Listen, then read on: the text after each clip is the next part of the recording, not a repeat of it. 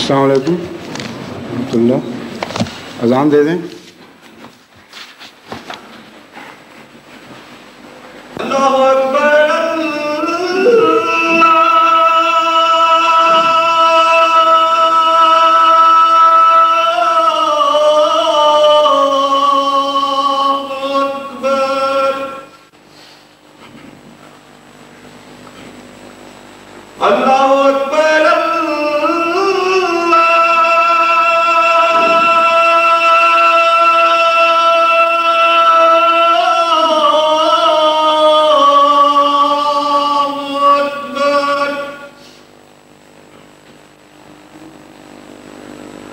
اشہد ان لا الہ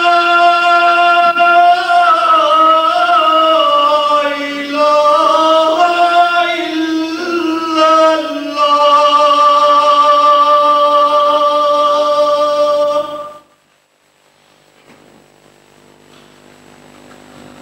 اشہد ان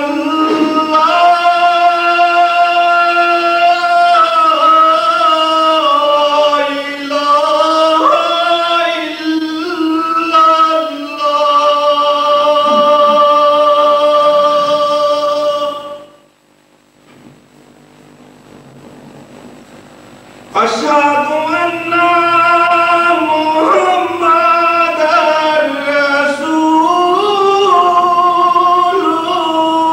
اللہ.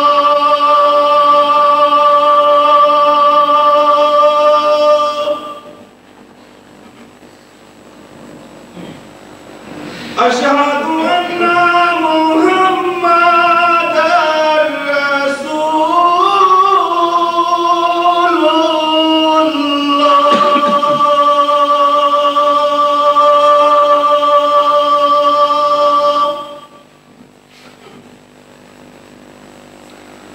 حی علی الصلاۃ.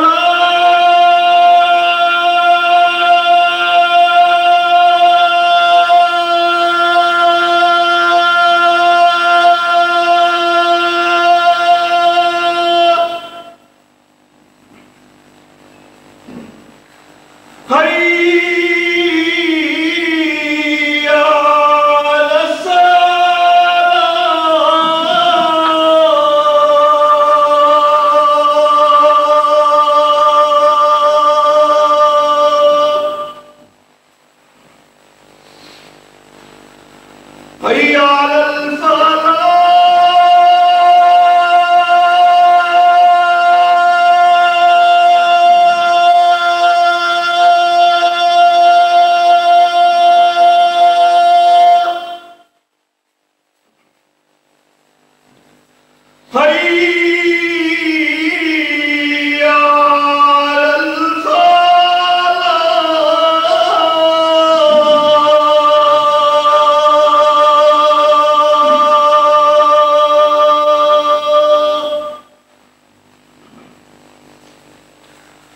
اللہ اکبر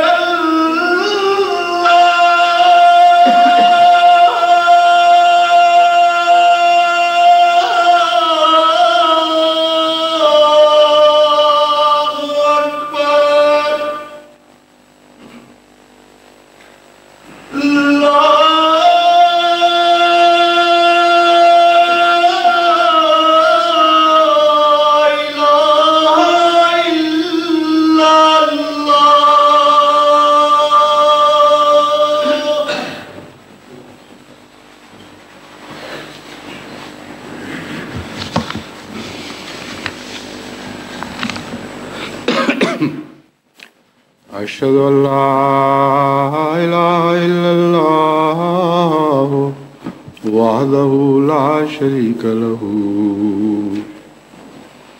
واشہد ان محمدا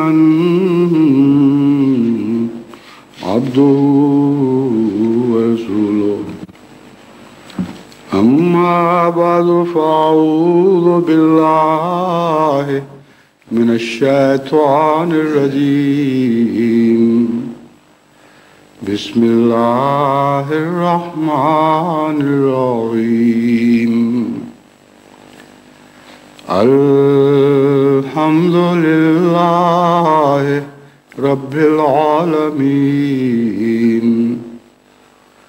الرحمن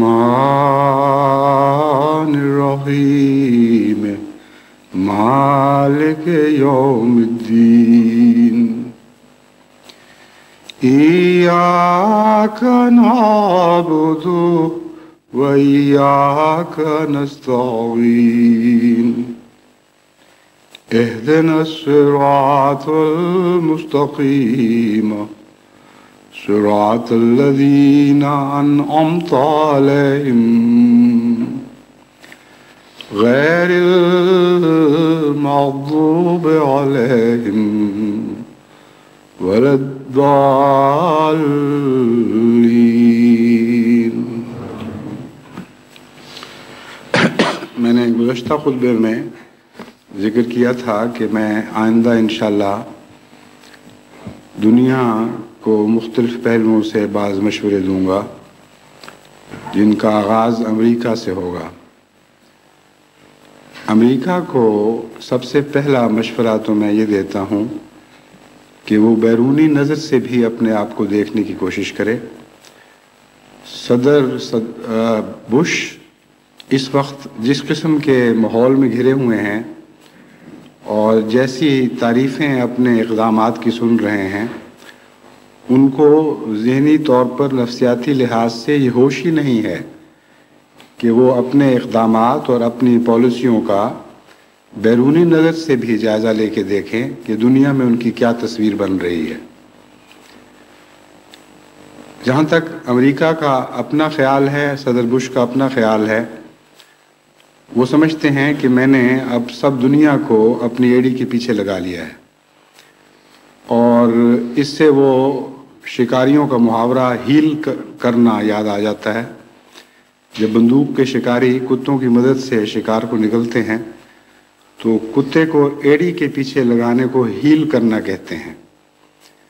تو وہ سمجھتے ہیں کہ ہم نے انگلستان کو بھی ہیل کر لیا، دوسرے اتحادیوں کو بھی ہیل کر لیا، اور جس شکار پر نکلے ہیں ان ہیل ہوئے ساتھیوں کے بعد اور بھی کچھ جانور ہیں جو اس شوق میں اور اس امید پر ہمارے پیچھے لگے ہوئے ہیں کہ جب شکار ہوگا تو بچا کھچا ہمیں بھی ملے گا۔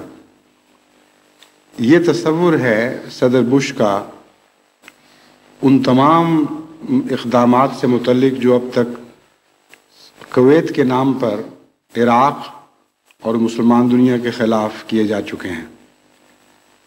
لیکن ایک اور پہلو سے دیکھیں تو یہ بھی کہا جا سکتا ہے، اور یقیناً یہ کہنا زیادہ درست ہے، کہ صدر بش سے زیادہ یا امریکہ سے زیادہ اسرائیل کو یہ حق ہے کہ یہ کہے کہ ہم نے سب دنیا کو ہیل کر لیا ہے، اور امریکہ بھی ہمارے ساتھ پیچھے اسی طرح چل رہا ہے جس طرح شکاری کے ساتھ کتے اس کی ایڑی کے پیچھے چلتے ہیں۔ اور یہ تصویر زیادہ درست ہے، اور دنیا اسی نظر سے ان سارے حالات کا جائزہ لے رہی ہے۔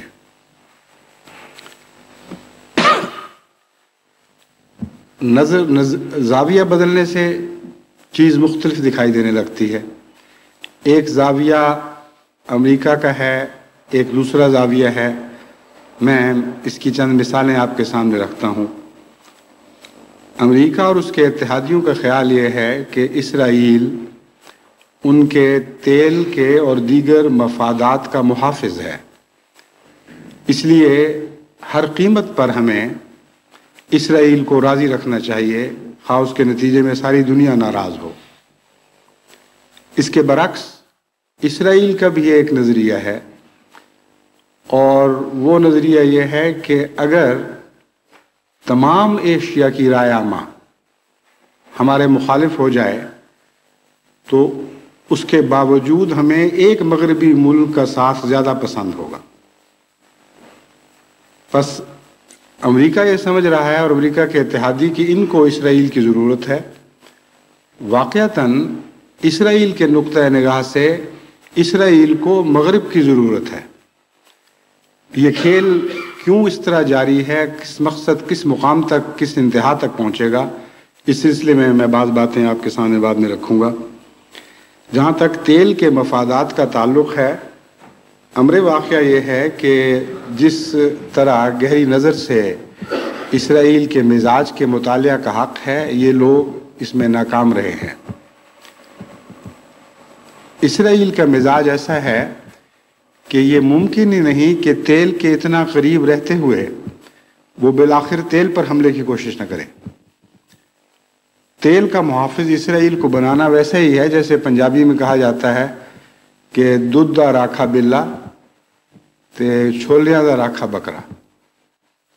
سادہ سی مثال ہے مگر اس میں بہت گہری حکمت ہے۔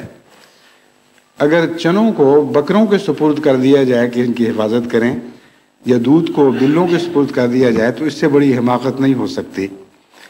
بس جن مفادات کی حفاظت اسرائیل کے سپرد کی جا رہی ہے، ان مفادات کو سب سے زیادہ خطرہ اسرائیل سے ہے، اور آخر بات وہیں تک پہنچے گی اگر اس وقت دنیا نے ہوش نہ کی، لیکن ان امور کا بھی نسبتاً تفصیل سے بعد میں ذکر کروں گا۔ اسرائیل ایک بات اور اپنے اتحادیوں، مغربی اتحادیوں خصوصاً امریکہ کے کان میں یہ پھونک رہا ہے کہ اس علاقے میں امن کے قیام کا صرف ایک ذریعہ ہے، ایک حل ہے، اور وہ یہ ہے کہ یہاں ناصروں اور صداموں کی پیداوار کو ختم کر دیا جائے۔ جب تک اس علاقے میں ناصر پیدا ہوتے رہیں گے اور صدام پیدا ہوتے رہیں گے، کبھی اس علاقے کو امن نصیب نہیں ہو سکتا۔ اس پیغام کا دوسرا مطلب یہ ہے کہ عرب کے زندہ رہنے کی اور آزادی کی روح کو کچل دیا جائے، اور فلسطین کی حمایت کے تصور کو کچل دیا جائے۔ اور یہ وہ نظریہ ہے جس کو مغرب عملاً تسلیم کر چکا ہے، اور یہ نہیں دیکھتا کہ حقیقت میں یہ مظالم ناصروں اور صداموں کی پیداوار نہیں بلکہ وہ مظالم کی پیداوار ہے۔ ایک ناصر کو مٹانے کے لیے جو مظالم انہوں نے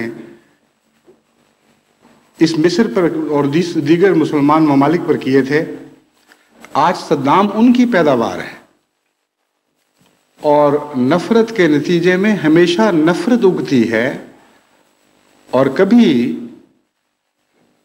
نیم کے پھل کو میٹھے پھل نہیں لگا کرتے، نیم کے درخت کو میٹھے پھل نہیں لگا کرتے۔ بس بالکل الٹ قصہ ہے۔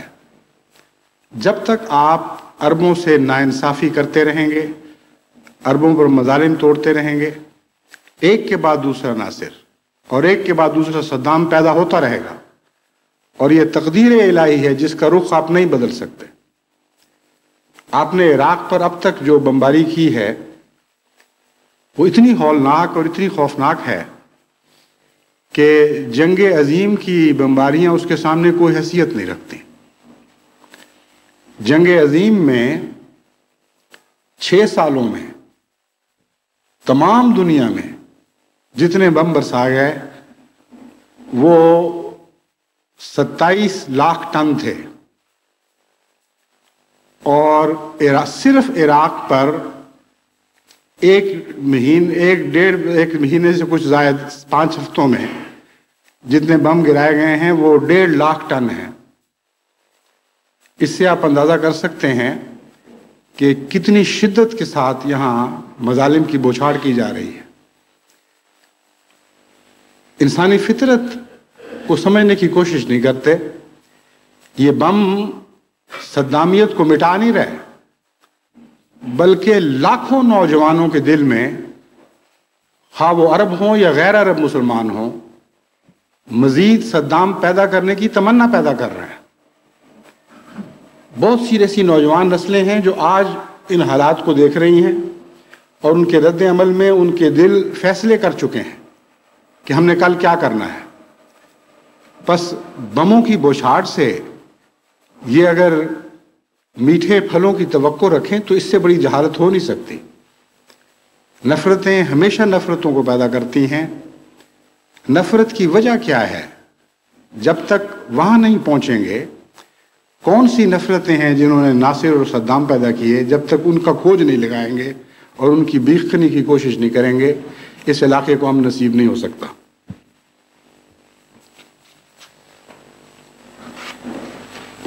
جہاں تک میں نے جائزہ لیا ہے اور حقائق اس بات کے گواہ ہیں، दरअसल इसराइल का क़याम ही तमाम नफ़रतों का आगाज़ है, तमाम नफ़रतों की जड़ है, और इसराइल के क़याम के तसव्वुर में जंगें शामिल हैं।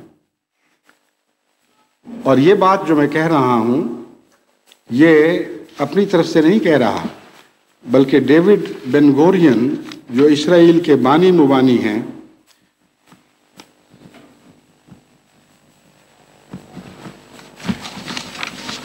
उनका ये दावा है। मैं उसका इक़्तिबास पढ़ के सुनाता हूँ। मेकिंग ऑफ इज़राइल में सफ़ा 55 पर जेम्स कैमरॉन लिखते हैं, for Ben गोरियन the word state had now no meaning other than an instrument of war. Israel के हसूल के बाद बेन गोरियन के तसव्वुर में अब रियासत के कोई और माने नहीं रहे सिवाय जंग के। I can think of no other meaning now, he said. यानी बेन गोरियन ने ये कहा, I feel that the wisdom of Israel now is that I feel that the wisdom of Israel now is that to wage war, that and nothing else, that and only that. कि मैं यकीन रखता हूँ कि अब Israel की हिकमत और उसकी अक्ल का खुलासा ये है कि वो जंगें करे और इसके सिवा और कोई खुलासा नहीं, जंग और जंग और जंग। इस इबारत को पढ़कर मुझे कोलरिज की 2 सतरें याद आ गईं जो उसने अपनी मशहूर नज़म कुबला खान में कुबला खान के मुतल्लिक़ लिखी। कुबला खान का जिक्र करते हुए लिखता है, and mid this tumult Kubla heard from far ancestral voices prophesying war. इस गुलगुले में, इस शोर और हंगामे में कुबला ने दूर से आती हुई अपने आबा व अजदाद की आवाज़ सुनी जो जंग की पेशगोई कर रही थी। कुबला ने वो आवाज़ सुनी या नहीं सुनी, लेकिन डेविड बेन गोरियन ने यकीनन ज़ायन हिल से उठ बुलंद होती हुई ये आवाज़ सुनी है कि ए इसराइल, आज के बाद तुम्हारे क़याम का मकसद सिर्फ एक है और सिर्फ एक है और सिर्फ एक है कि जंगें करते चले जाओ, तमाम दुनिया को जंग में झोंकते चले जाओ। इसके बगैर इसराइल का और कोई मफहूम नहीं है। बस इस इसराइल की तायीद में अमेरिका और उसके इत्तेहादी अपने आप को खा किसी धोखे में मुब्तला रखें, इस इसराइल की तायीद के बाद किसी अमन का तसव्वुर मुमकिन ही नहीं है। ये इसराइल की सरिश्त में दाखिल है, उनकी तारीफ में दाखिल है कि अब सारी दुनिया को हमेशा जंगों में झोंकना है। और क्यों झोंकना है उस सिलसिले में मैं आखिर पर इस राज से पर्दा उठाऊंगा, अगरचे वो खास बड़ा राज भी नहीं। इसराइल की जंगी तैयारियों का जहाँ तक ताल्लुक़ है, अब तक दुनिया को ये जानने की कोशिश करते रहे हैं कि इराक़ इतना बड़ा दुनिया के लिए ख़तरा है कि वो हिटलर है, वो नाज़ीज़म की एक नई नमूद है, नई शक्ल में नाज़ीज़म ज़ाहिर हुआ है। हालांकि इराक़ का ये हाल है कि ख़ुद एक मगरबी मुबस्सिर ने लिखा कि उसको तुम हिटलर कह रहे हो जो 8 साल तक ईरान जैसे मुल्क पर कब्जा नहीं कर सका, और हिटलर ने आनन फानन सारे यूरोप में तहलका मचा दिया था, उससे तुम्हारी रूहें कांपती थी। वो बर्लिन से उठा है और लेनिनग्राड के दरवाजे खटखटा रहा था, और उधर उसके रॉकेट्स तुम्हारे लंदन शहर पर बरस रहे थे, और तुम किस मुंह से सद्दाम को हिटलर कह रहे हो जिसके ऊपर तुम्हारे रॉकेट बरस रहे हैं। कैसा जहलाना तस्वुर है। एक स्कड मिसाइल भी नहीं बना सकता। गिन रहे हैं कि कितनी रह गई हैं बाकी, और जो पैबंद उस पर लगाया था ताकि उसकी रेंज बढ़ जाए, वो ऐसा बेहुदा सा बना हुआ है बेचारा جس طرح ہمارے لوہارے ترخانے کام ہوتے ہیں، کہ اس پر یہ گرے ہوئے پر مذاق اڑا رہے تھے کہ یہ تو حال ہے عراق کا، ہم سے جنگ کی باتیں کرتا ہے، اسکڈ میزائل میں ایک تھوڑے سے ٹکڑے کا اضافہ بھی نہیں کر سکتا صحیح طریقے پہ، یہ ہٹلر ہے۔ اور اسرائیل کے ایک جرنیل نے یہ دعویٰ کیا، بلکہ یہ کہتے ہیں کئی جرنیل یہ دعوے کر چکے ہیں، اسرائیلی generals have often boasted that they could take on all the Arab armies at the same time and still destroy them. And the chief of staff has even claimed that he could defeat the armed forces of the Soviet Union. Dispossessed, the ordeal of the Palestinians, page 224, by David Gilmour. David گلمور اپنی اس کتاب میں لکھتا ہے کہ اسرائیلی جرنیل بارہا یہ دعوے کر چکے ہیں کہ اگر تمام عرب کی متحدہ قوت سے بھی ہم ٹکرائیں اور بیک وقت ٹکرائیں تو ہم ان تمام کو پارا پارا کر سکتے ہیں۔ اور عرب متحدہ قوت کی کیا حیثیت ہے، اگر سوویت یونین بھی ہم سے ٹکر لے تو ہمیں طاقت ہے کہ ہم سوویت یونین کو شکست دے دیں۔ بس ایک خیالی فرضی ہٹلر کو ڈسٹروائے کرنے کے لیے، تباہ کرنے کے لیے، ایک حقیقی ہٹلر کو یہ پال رہے ہیں۔ اور کیسے اندھے ہیں، کیسے بصیرت سے عاری لوگ ہیں کہ ان کو یہ پتہ نہیں کہ ہٹلر کے نام پر، اور ہٹلر کا یہ نام صدام کو اور فلسطینیوں کو خود اسرائیلیوں نے دیا ہوا ہے۔ ہٹلر کے نام پر یہ ہٹلر پال رہے ہیں۔ اور ابھی آئندہ اگر یہ سمجھے نہیں تو ان کی تاریخ، آنے والی تاریخ بتائے گی کہ اسرائیل کے کیا ارادے ہیں اور ان کے ساتھ خود اسرائیل کیا سلوک کرنے والا ہے۔ اس پس منظر میں جب مسلمان یہ دیکھتے ہیں کہ اسرائیل ظلم پر ظلم کرتا چلا جا رہا ہے اور اس کی حمایت پر حمایت ہوتی چلی جا رہی ہے، تو اس کے وہ حیران رہ جاتے ہیں، ان کو سمجھ نہیں آتی کہ ہم سے ہو کیا رہا ہے۔ اسرائیل کی طرف سے بار بار مسلمانوں کے ٹیررزم کے ذکر ہوئے ہیں، اور ساری مغربی دنیا میں آپ کی آنکھیں پک چکی ہوں گی یہ پڑھتے پڑھتے کہ مسلمان ٹیررسٹ اور مسلمان ٹیررسٹ اور مسلمان ٹیررسٹ اور مسلمان ٹیررسٹ، فلسطینی ٹیررسٹ اور فلاں ٹیررسٹ۔ اسلام اور ٹیررزم کو ایک قالب بنا کر دکھایا گیا ہے۔ ایک ہی جان اور ایک ہی وجود کے دو نام ہیں، لیکن امر واقعہ یہ ہے کہ اسرائیل ٹیررزم کا بانی مبانی ہے۔ اس سلسلے میں نے گزشتہ کچھ خطبے میں شاید چند مثالیں پیش کی تھیں، اب میں بہت مختصر آپ کو بتاتا ہوں کہ اسرائیل کی طرف سے جو ٹیررزم کے خوفناک واقعات ہو چکے ہیں، ان پر آج تک عربوں کی تباہ شدہ بستیاں دیر یاسین، یافا، قبیہ، مغربی بیروت، صبرا اور شاتیلا کے کھنڈرات گواہ ہیں۔ اتنے ہولناک مظالم ان بستیوں پہ کیے گئے کہ مردوں، عورتوں، بوڑھوں، بچوں کو دن دہاڑے آنکھوں میں آنکھیں ڈال کر ذبح کیا گیا، اور بڑے ظلم اور سفاکی کے ساتھ نیزوں میں پرویا گیا اور دوسرے طریقوں پہ ہلاک کیا گیا، اور ایک زندہ انسان، ایک زیرو وہاں زندہ نہیں چھوڑا گیا۔ ہزارہا ایسی بستیاں، ہزارہا اگر نہیں تو سینکڑوں ایسی بستیاں ہیں جنہیں کلیتاً زمین سے ملا دیا گیا، خاک سے ملا دیا گیا، کوئی ایک عمارت بھی کھڑی نہیں چھوڑی گئی۔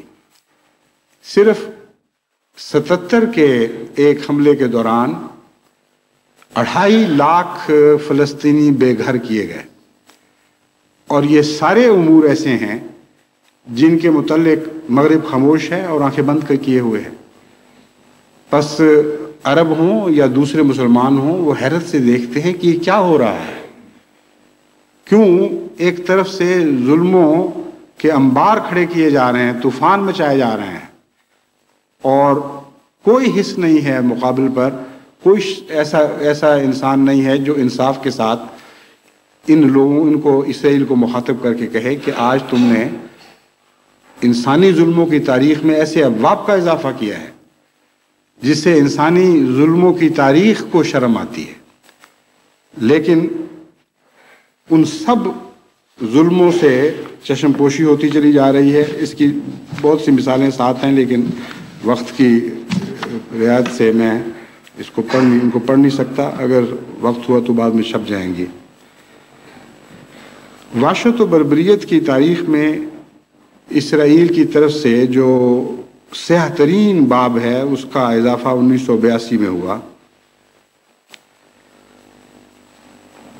لبنان پر حملے کا ایک انہوں نے منصوبہ بنایا جس کا نام رکھا تھا آپریشن پیس فار گیلیلی، یعنی گیلیلی کی بستی کے لیے امن کے تحفظ کا منصوبہ۔ اس ضمن میں ڈیوڈ گلمور اپنی کتاب ڈسپوزیسڈ میں جو نقشہ کھینچتے ہیں اس کا خلاصہ یہ ہے کہ اسرائیل نے یہ جو منصوبہ بنایا گیلیلی سے متعلق، امر واقعہ یہ ہے کہ اس منصوبے کا لیے انہوں یہ بہانہ پیش کرتے ہیں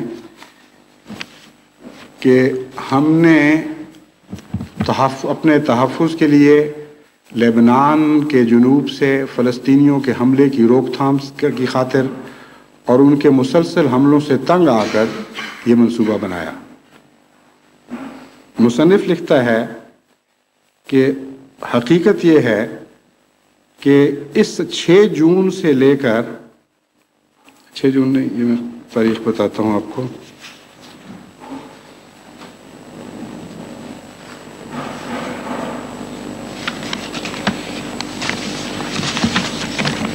ہاں جی، جولائی 1981 میں فلسطینیوں کا اور اسرائیلیوں کا ایک امن کا معاہدہ ہوا۔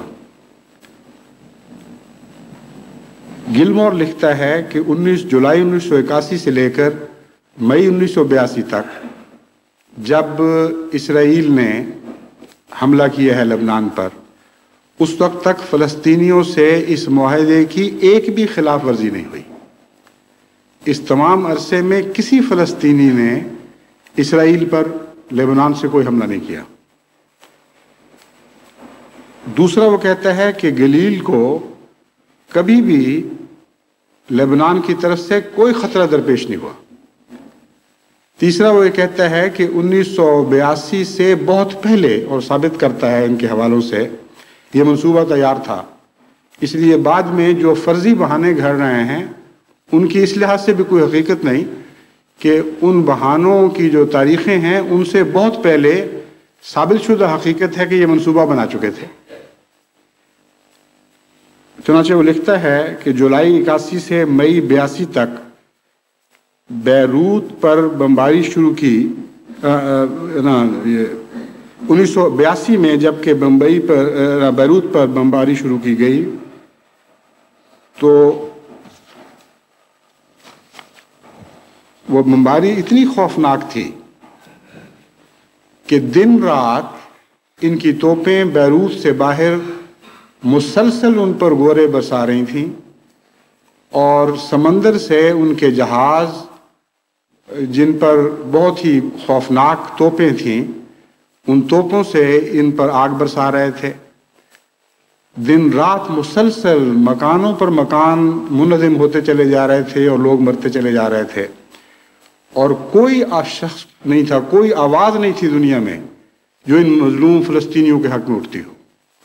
مغرب بھی خاموش تھا، اور بدقسمتی کی انتہا یہ ہے کہ خود عرب بھی خاموش تھے، اور اس وقت تک اسرائیل کا اس قدر رعب پیدا ہو چکا تھا اور اس کے ٹیرر سے اتنے خوف زدہ تھے کہ کسی عرب ملک نے اس کے خلاف آواز نہیں اٹھائی، اور بمباری کے نتیجے میں 14,000 آدمی وہاں مرے اور 20,000 سے زائد زخمی ہوئے اور لا تعداد انسان بے گھر ہو گئے۔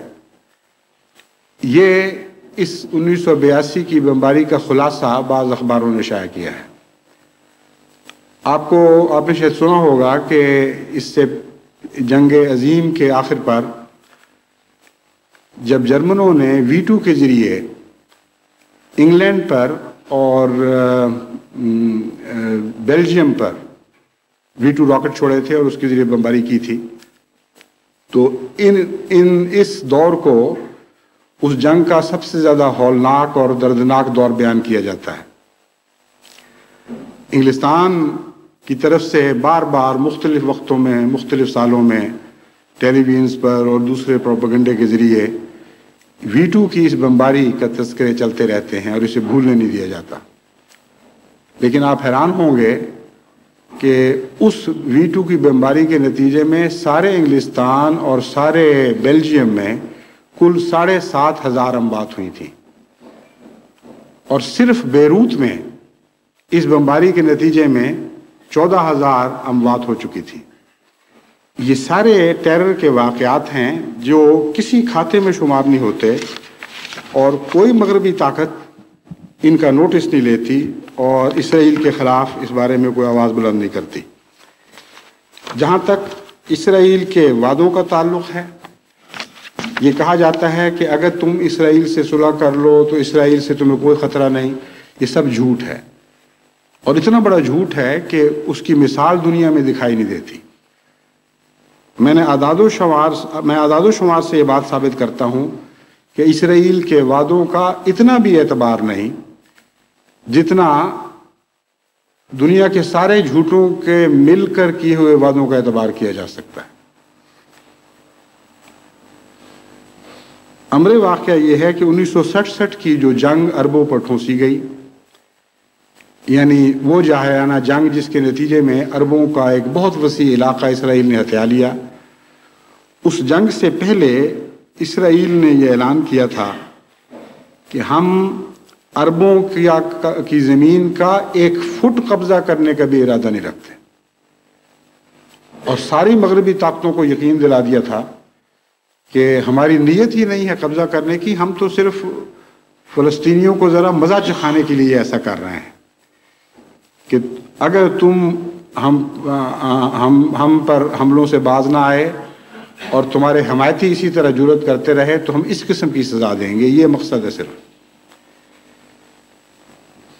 چنانچہ انہوں نے لکھا کہ میں حوالہ اس کا بتاتا ہوں، لیوی اشکول ہیں جنہوں نے 1967 کی جنگ سے پہلے اسرائیل کی طرف سے اعلان کیا تھا کہ اسرائیل دا پرائم منسٹر تھے، کہتے ہیں Israel said the prime minister had no intention of annexing even 1 foot of Arab territory. 1 fit بھی عرب ٹیریٹری کا ہم نہیں لینا چاہتے، یہ اسرائیل کے پرائم منسٹر کا اعلان تھا۔ اس جنگ کے بعد آج تک جتنا رقبہ عربوں کا انہوں نے اپنے قبضے میں کیا ہے، اگر اس کو فٹوں میں بیان کریں تو وہ 73 ٹریلین فٹ بنتے ہیں۔ بلینز کی باتیں تو آپ سن چکے ہیں، 1000 ملین کا 1 بلین بنتا ہے، 1000 بلین کا 1 ٹریلین بنتا ہے، تو 1 فٹ کے بدلے یہ 73 ٹریلین یعنی 73,000 بلین عرب فیٹ پر قابض ہو چکے ہیں۔ اس پر مجھے یاد آیا، ایک مغربی مصنف نے تبصرہ کر اسرائیل کی انتقامی کارروائیوں پر تبصرہ کرتے ہوئے لکھا تھا کہ مجھے یہ بات تو سمجھ آ جاتی ہے کہ آنکھ کے بدلے آنکھ اور دانت کے بدلے دانت ان کی مذہبی تعلیم ہے۔ 1 آنکھ کے بدلے 1 آنکھ تو سمجھ میں آنے والی بات ہے، لیکن 1 آنکھ کے بدلے 20 آنکھیں یا اس سے زیادہ کی سمجھ مجھے نہیں آتی۔ امر واقعہ یہ ہے کہ اس مصنف نے اسرائیل کے رد عمل کے اعداد و شمار نہیں نکالے۔ اس وقت اسرائیل کا مذہب 1 کے بدلے 20 آنکھیں نہیں بلکہ 1 آنکھ کے بدلے 20,000 یا 20 لاکھ آنکھیں ہیں۔ اور جہاں تک وعدوں کا تعلق ہے، وہ منفی صورت میں ایک کے بدلے ٹریلینز کی اعداد و شمار میں وعدہ خلافی کی جاتی ہے. یہ کوئی اتفاقی حادثہ نہیں ہے. اگلی بات سنیے. جب لیبنان پر انہوں نے 82 میں حملہ کیا، جس کا میں مختصر ذکر کر چکا ہوں، تو اس حملے سے پہلے انہوں نے یہ اعلان کیا اسی طرح کہ ہم لیبنان کی 1 انچ زمین بھی قبضے میں نہیں لینا چاہتے. اور جب لیبنان پہ قابض ہو کر انتہائی مظالم کر کے ایک لمبے عرصے تک اور بھی ایسے مظالم کیے جن کا میں نے ذکر نہیں کیا، آخر لیبنان چھوڑا تو دریائے لستانی کے جنوب کا وہ سارا حصہ قبضے میں کر لیا جو شروع سے ہی اسرائیل کے منصوبے میں شامل تھا. اور اس رقبے کا انچوں میں رقبہ 8 ٹریلین 830 بلین مربع انچ بنتا ہے. تو جب وہ کہتے ہیں ہم 1 فٹ بھی نہیں لینا چاہتے تو مراد ہوتی ہے ہم 23 ٹریلین لینا چاہتے ہیں. اور جب وہ کہتے ہیں ہم 1 انچ بھی نہیں لینا چاہتے تو مراد اس سے ہوتی ہے 8 ٹریلین 830 بلین زمین ہم لینا چاہتے ہیں. اس پر مجھے خیال آیا کہ تاریخ کا حساب لگا کے دیکھیں کہ جب اس میں تورات میں یہ تعلیم نازل ہوئی تھی کہ ایک کے بدلے آنکھ کے بدلے آنکھ اور دانت کے بدلے دانت، اس وقت سے اب تک کتنا وقت گزر چکا ہے. سیکنڈز میں کر کے دیکھیں تو پھر اندازہ ہوگا ان کی نفسیات کا کہ ہر سیکنڈ یہ اس انتقام کی کارروائی کے جذبے میں کتنا اضافہ کرتے چلے جا رہے ہیں. تو میں دیکھ کر حیران رہ گیا کہ تورات کی تعلیم کے نزول سے لے کر آج تک کم از کم اندازاً جو میں نے اندازہ لگایا ہے سالوں کو سیکنڈز میں تبدیل کر کے 6 ٹریلین 244 بلین 128 ملین سیکنڈ بنتے ہیں. اب آپ اندازہ کریں کہ حضرت موسیٰ کے زمانے سے آج تک 6 ٹریلین 244 بلین اور 128 ملین سیکنڈ کا عرصہ گزرا ہے، اور اس عرصے میں ان کی وعدہ خلافیوں کی نسبت کتنی بڑھ چکی ہے. 1 سیکنڈ کی رفتار سے بھی کئی گنا زیادہ رفتار سے یہ جھوٹ بول رہے ہیں، اور اسی نسبت سے ان کی انتقام کی تمنائیں بڑھتی چلی جا رہی ہیں.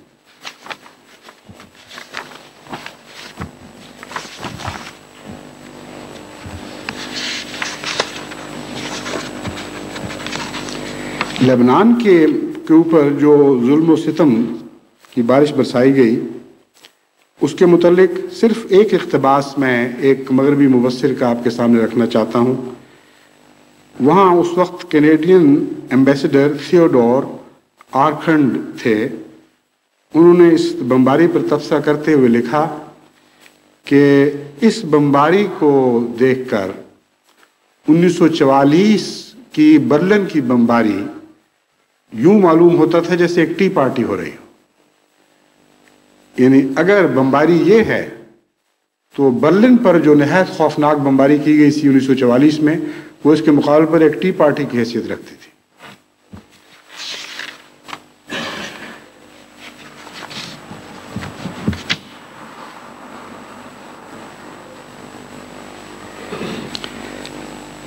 بعض مبصرین نے بہت عمدہ تجزیہ کیا.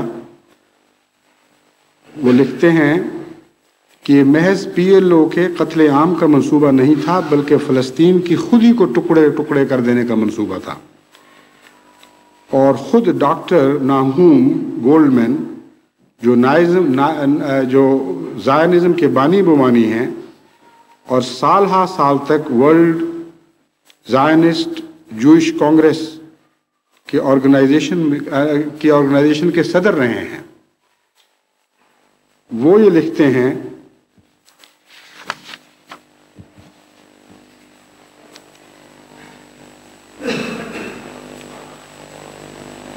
The apparent aim is to liquidate the Palestinian people. جو بھی ہمارے مقاصد ہمارے منصوبے تھے ان کا کھلا کھلا مقصد یہی تھا کہ فلسطینیوں کو تحلیل کر دیا جائے، ان کو صفحہ ہستی سے ناپید کر دیا جائے۔ فلسطین کے خلاف اس قوم نے جو ظالمانہ رویہ اختیار کیے رکھا ہے اور فلسطینیوں کے خلاف، اس میں فلسطینی لیڈرشپ کی کردار کشی نے بھی بہت ہی اہم کردار ادا کیا ہے۔ چنانچہ ایک مغربی مبصر لکھتے ہیں کہ ہمیشہ فلسطینیوں کی کردار کشی کرتے چلے جا رہے ہیں، یہاں تک کہ فلسطینیوں کو مخاطب بھی اس طرح کرتے ہیں کہ کبھی بھی ایسا نہیں ہوا کہ فلسطینی کا نام لیا گیا ہو اور کوئی تحقیر کا اور تذلیل کا لفظ استعمال نہ کیا گیا ہو۔ چنانچہ کہتے ہیں بعض دفعہ یہ کہنے کی بجائے کہ فلسطینیوں نے ایسا کیا، کہتے ہیں ٹیررسٹس یہ کرتے ہیں، اینیملز یہ کیا کرتے ہیں، باسٹرڈز ایک گندی گالی ہے وہ یہ کیا کرتے ہیں۔ اور بیروت میں عرفات کو ہٹلر کے بنکر میں بیٹھا ہوا عرفات بیان کرتے ہیں۔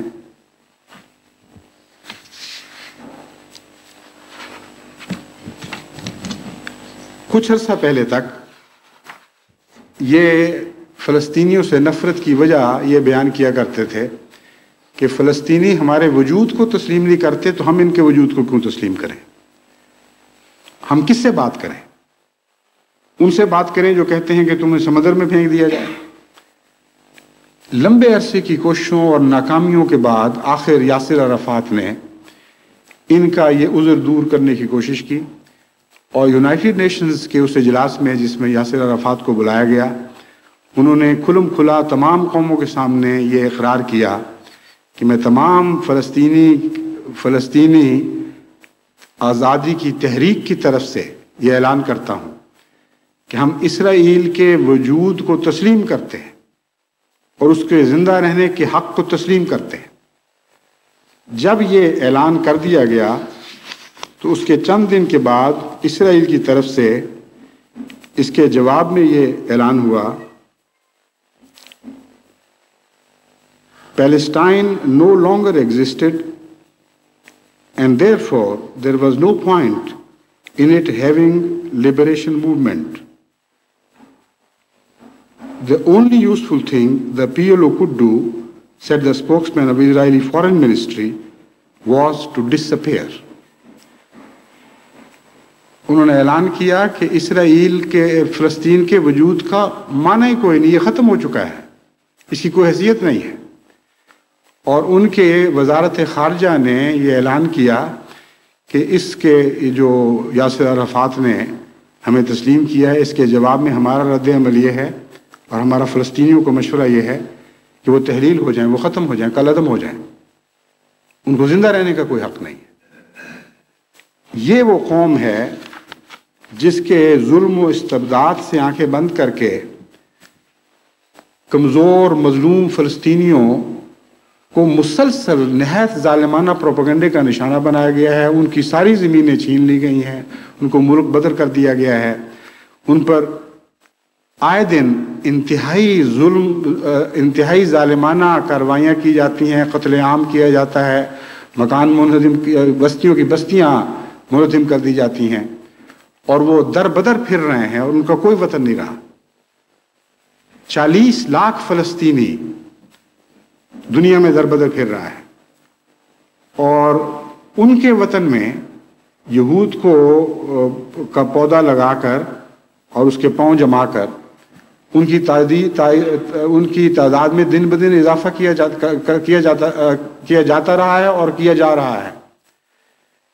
ان ساری کوششوں کے باوجود آج بھی فلسطین میں کل 25 لاکھ یہودی ہیں اور ابھی تک 15 لاکھ فلسطینی وہاں موجود ہیں، اور اس تعداد میں دن بدن اضافہ ہوتا چلا جا رہا ہے، اور آئندہ ان کے منصوبوں میں یہ بات داخل ہے کہ جب مغربی کنارے کو ہم یہودیوں سے بھر لیں گے تو پھر مزید جگہ کے مطالبے شروع کریں گے۔ بس پہلے یہ مکان بڑھاتے ہیں، پھر آبادی بڑھاتے ہیں، پھر مکان بڑھاتے ہیں، پھر آبادی بڑھاتے ہیں، یہ ان کا طریق ہے۔ اور وہ فلسطینی جو اس سرزمین پر सैकड़ों साल से काबिज थे, वहीं पैदा हुए, वहीं की मिट्टी में पले और बने और बड़े हुए। उन फ़लस्तीन को वहाँ रहने का कोई हक़ नहीं। कहते हैं तुम्हारा कोई मुल्क नहीं, तुम्हारा कोई वजूद नहीं, हम तुम्हें तस्लीम नहीं करते। सवाल ये है कि इन सब बातों को देखते हुए अमेरिका किस बिरते पर, किस ख्याल से, किस हिकमत अमली के नतीजे में फ़लस्तीनियों से, यहूदियों से अपने मुआशरे को कायम रखे हुए है और इस तरह एक, जिस तरह हमारे मुहावरे में सांड छोड़ना कहते हैं, अरबों की खेतों में एक सांड छोड़ा हुआ है। आम खेतों में जो सांड छोड़े जाते हैं वो तो सब्जियां खाते हैं, ये एक ऐसा सांड है जो खून पी कर पलता है और गोश्त खाकर बढ़ता है और कोई इसको रोकने वाला नहीं। एक रेजोल्यूशन की बातें आपने बहुत सुनी हैं कि इराक जब तक उस रेजोल्यूशन पर अमल न करे हम इराक को मारते चले जाएंगे और बर्बाद करते चले जाएंगे, और उसको कुवैत से निकालने के बावजूद भी उस वक्त तक हम उसका पीछा नहीं छोड़ेंगे जब तक कि ये इम्कान न मिट जाए, ये एहतमाल हमेशा के लिए न मिट जाए कि 20 साल तक कभी इराक की सरजमीन से कोई शख्स सर उठा सके। उसके मुकाबिल पर इसराइल की जालिमाना कार्रवाइयों के नतीजे में जब भी सिक्योरिटी काउंसिल्स में रेजोल्यूशंस पेश हुए कि इन कार्रवाइयों को रोका जाए या इनका रुख मोड़ा जाए, तो हमेशा अमेरिका ने उन रेजोल्यूशंस को वीटो किया। 27 मरतबा ऐसा हो चुका है कि यूनाइटेड नेशंस के सिक्योरिटी काउंसिल्स में इसराइल को जालिम करार देते हुए उससे मुतालबा किया गया कि तुम अरब इलाके खाली करो और जुल्म से हाथ खींचो, और 27 मरतबा यूनाइटेड स्टेट्स के नुमाइंदे ने उसको वीटो कर दिया। और यूनाइटेड स्टेट्स की वीटो अक्सर सूरतों में अकेली थी, जबकि दूसरी वीटो की तारीख का मैंने मुतालिया किया है, उसमें अक्सर सूरतों में 2-3 दूसरे भी शामिल होते हैं, लेकिन बाकी सब के मुकाबले पर यूनाइटेड स्टेट्स अकेला अमेरिका का हमायती बनकर उन रेजोल्यूशंस के खिलाफ वीटो का हक इस्तेमाल करता रहा। फिर मैंने देखा कि वो रेजोल्यूशंस कितने हैं जिनमें कुछ ना कुछ इसराइल की मजम्मत की गई है और इसराइल को मुतवज्जे किया गया है कि तुम जुल्म से बाज आओ। तो उनकी तादाद भी 27 बनती है जो पास हुए, और उनमें से अक्सर में अमेरिका ने एब्सटेन किया है। जिन रेजोल्यूशंस की जुबान बहुत ज्यादा सख्त थी उनको तो पास ही नहीं होने दिया, जिनमें मजम्मत ही की गई थी, जुबान बहुत ज्यादा सख्त नहीं थी, उनमें अमेरिका अलग रहा और उनकी तायद में वोट नहीं डाला।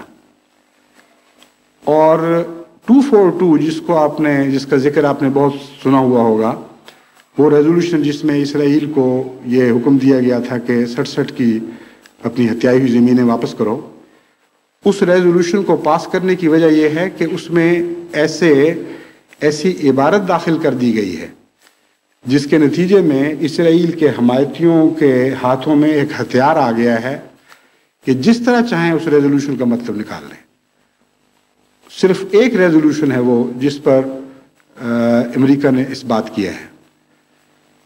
तो सवाल ये पैदा होता है कि आखिर ये क्यों हो रहा है। अकल भिन्ना जाती है कि ये काबिल फहम बात दिखाई नहीं देती, क्यों आखिर इस तरह होता चला जा रहा है। क्या मकसद है अमेरिका का इसराइल की इस तरह पुरजोर हमायत करने का।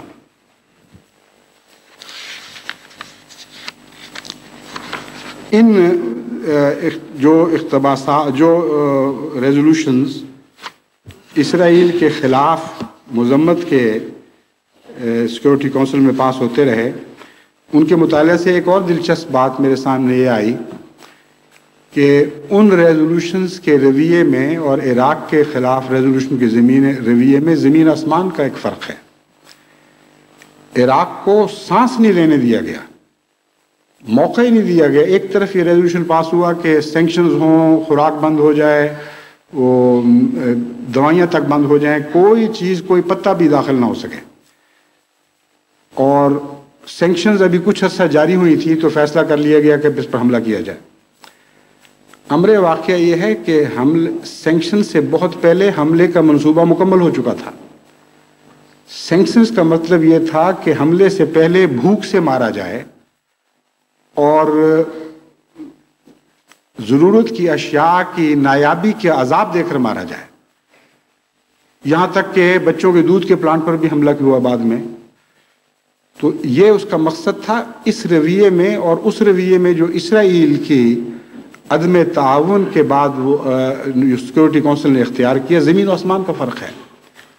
ان کے ریزولوشنز کی زبان یہ بنتی ہے کہ دیکھو اسرائیل، ہم نے تمہیں کہا تھا فلاں فلاں وقت بھی کہ تم عرب علاقہ واپس کر دو، اور تم اب تک اس میں جمع ہوئے ہو۔ ہم اس کو نہایت ہی غصے کی نظر سے دیکھ رہے ہیں، ہم یہ بات پسند نہیں کرتے۔ پھر ریزولوشن پاس ہوتا ہے کہ اے اسرائیل، ہم نے تمہیں کہا نہیں تھا کہ ہم برا منائیں گے اور ہم برا منا رہے ہیں۔ پھر ایک ریزولوشن پاس ہوتا ہے کہ ہم نے پہلے بھی 2 دفعہ بتایا تھا کہ ہم بہت برا منا رہے ہیں، ہم پھر بتاتے ہیں کہ ہم بہت برا منائیں گے۔ پھر ریزولوشن پاس ہوتا ہے کہ دیکھو ہم بہت برا منا رہے ہیں اور ہم مجبور ہوں گے ایسے اقدامات کرنے پر جس سے تم پر ثابت ہو جائے کہ ہم بہت برا منا رہے ہیں۔ اور پھر ریزولوشن پاس ہوتا ہے کہ جس طرح ہم نے کہا تھا ہم اب مجبور ہو گئے ہیں یہ تمہیں بتانے پر کہ ہم بہت ہی برا منا رہے ہیں۔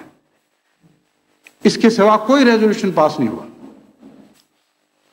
بالکل ویسے ہی ہے جیسے ہمارے ہاں جب وہ یو پی کے متعلق یہ لطیفہ ہے کہ وہ لوگ ذرا لڑائی سے گھبراتے ہیں، تو یو پی آئٹ کو جب کوئی مارے اور طاقتور ہو تو اس کو کہتا ہے اب کی مار، اب مار کے دیکھو۔ وہ دوبارہ مارتے تو کہتے ہیں اب کی مار، پھر دوبارہ مارتے تو کہتے ہیں اب کی مار۔ چنانچہ یہ لطیفہ تو شاید فرضی ہوگا، یو پی کے بڑے بڑے بہادر لوگ ہیں، جیالے ہیں، بڑے بڑے مقابلے کیے ہیں انہوں نے دشمنوں سے، مگر یہ لطیفہ یونائٹڈ نیشنز کے حق میں ضرور صادق آتا ہے۔ ہر دفعہ اسرائیل مار پر مار دیتا چلا گیا ہے اور کھلم کھلا بغاوت کے رنگ میں کہتا رہا ہے تمہارے ریزولوشنز کی حیثیت کیا ہے، ردی کا کاغذ ہے، میں پھاڑ کر ردی کی ٹوکری میں پھینک دوں گا، میں پاؤں تلے رون دوں گا۔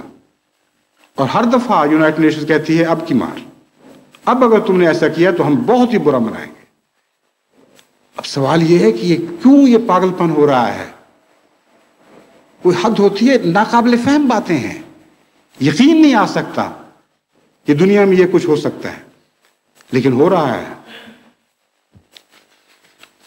اس یونائٹڈ نیشنز کا فائدہ کیا ہے؟ میں تو یہ سوچتا ہوں، اور عرب اور مسلمان ممالک ہو اگر وہ ہوش مند ہیں، اور باقی دنیا کو بھی سوچنا چاہیے کہ اس یونائٹڈ نیشنز کا کیا فائدہ ہے جو عملاً صرف ان بڑی قوموں کے مفاد میں فیصلے کرتی ہے جو بڑی قومیں یونائٹڈ نیشنز پر قابض ہو چکی ہیں، اور یونائٹڈ نیشن کا دستور جن کو یہ طاقت دیتا ہے کہ جب چاہیں کسی کے خلاف ظلم کریں، اور ساری دنیا کی قوموں کو یہ طاقت نہ ہو کہ اس ظلم کے خلاف آواز ہی بلند کر سکیں۔